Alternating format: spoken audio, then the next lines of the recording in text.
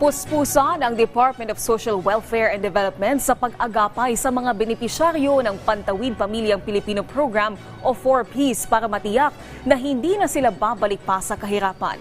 Ayon sa DSWD, may mga hakbang sila para magabayan ang 4Ps beneficiaries para lubos na mapakinabangan ang tulong pinansyal mula sa pamahalaan.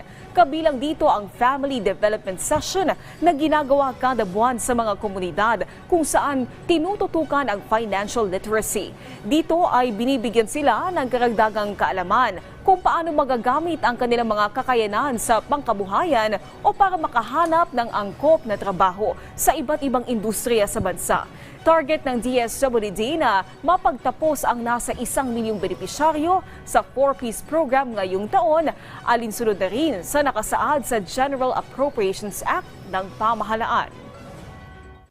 At isinashare ko na rin po na maging inspirasyon din po ako ng mga taong napasama sa 4Ps member na tuloy pa rin po ang buhay dahil sa turo ng mga family development session po.